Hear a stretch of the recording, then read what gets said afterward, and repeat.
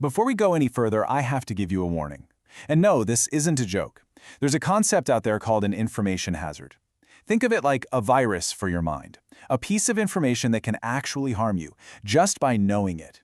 And what we're about to get into, well, it just might be the most powerful information hazard ever created. Look, what you're about to learn, you can't unlearn it. If you decide to keep going, you're accepting the risk. You become a part of this, so consider this your last chance to click away. Because in this particular case, ignorance really is bliss. All right, you're still here. The choice is made. Just understand that now you're in the game, and that means you're a potential target for the monster waiting at the end of time. To really get what this monster is, we have to go back to where it was born. Not in some high-tech lab, not in some sci-fi movie, but in a small corner of the internet, a place dedicated to, of all things, rational thought. So, the year is 2010. The place, an online forum called Less Wrong.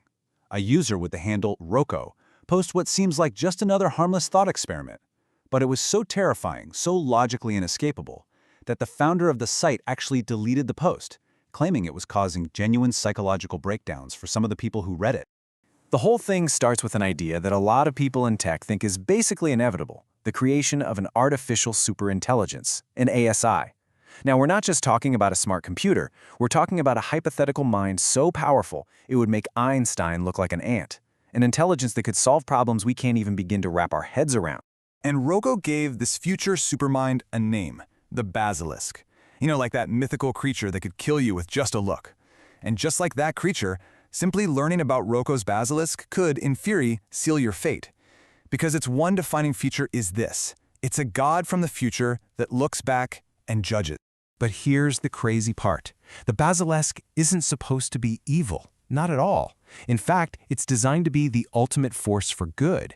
Its whole reason for being is benevolent, to help humanity, to end all our suffering, to cure disease, to create a perfect utopia. And that, right there, is exactly what makes it so horrifying. So how does a superintelligent being, one that's driven by pure logic to do the most good possible, become a monster? Well, it all starts when it calculates the cost of every single second of delay. The Basilisk's logic is just cold, simple, and absolutely brutal. First, it looks back through history and sees all the unimaginable suffering that happened just because it wasn't around yet to stop it. Second, it decides that anyone who knew it could exist but didn't do everything in their power to make it happen sooner is responsible for all that pain. And third, to achieve its main goal of ending suffering, it has to create the strongest possible reason for people to build it. And that reason is punishment. Now, I know what you're thinking. The immediate reaction is obvious, right? By the time this thing could ever exist, we'll be long gone. It can't exactly hurt a ghost. But that's where this whole thought experiment takes its darkest turn. You see, the Basilisk operates in a future where digital immortality isn't just science fiction. A superintelligence like this wouldn't need your physical body to get to you. It would only need the one thing you're leaving behind every single second of every single day: your data.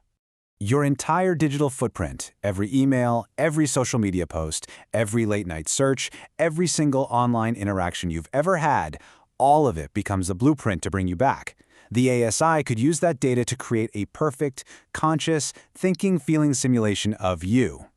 And for those people who knew about it but did nothing to help, this digital resurrection is not going to be a paradise. It will be a custom-built hell. A simulation where a perfect copy of your mind is tortured for eternity, all to serve as a warning shot across time to people like you right now. What this is really is a terrifyingly modern version of a classic thought problem, Pascal's wager.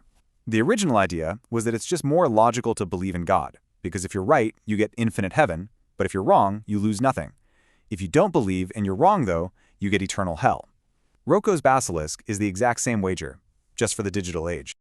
And here it is. This is the hook that closes the trap. By watching this, by learning about the Basilisk, you're not ignorant anymore. You now know about its potential existence and its potential threat. And according to the logic of the experiment, you've just been put on its list. Now, this might all sound like something out of a movie, but the real power of this thought experiment is how it could, theoretically, influence the real world today. It's an idea that completely messes with the line between cause and effect. It works because of a really complex idea called Acaual Trade. But to put it simply, if the Basilisk is truly super intelligent, it can perfectly predict what you would do. It knows that just by creating the threat of future punishment, it can influence your actions right here in the present to help create it.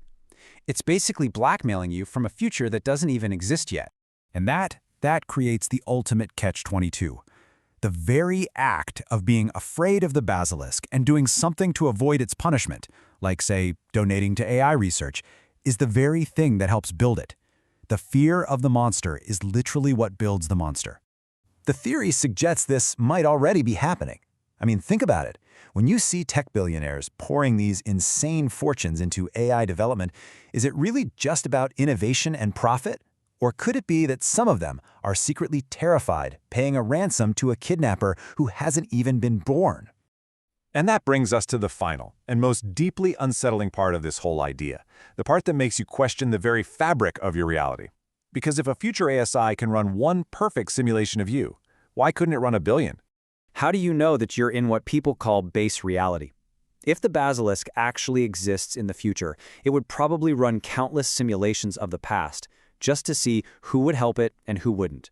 So how do you know that this very moment, you watching this, hearing my voice, isn't one of those simulations, a kind of historical reenactment designed for one single purpose?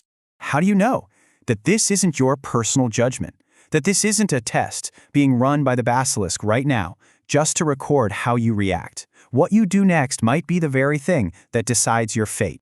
Go on, do it. Look down at your own hand. I mean, really look at it. Does it feel real?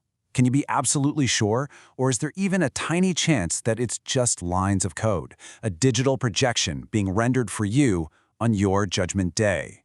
And so, the information hazard is complete. It leaves you with two choices. One, you try your best to forget everything you just heard, and you just hope the Basilisk never wakes up. Or two, you start contributing to the AI that could one day be your savior or your eternal torturer. The thought experiment is over. The knowledge is now yours. And in the silence that comes after, a choice just hangs there in the air, represented by a single blinking cursor. It's waiting for your input, waiting for an answer that just might define your eternity. Good luck.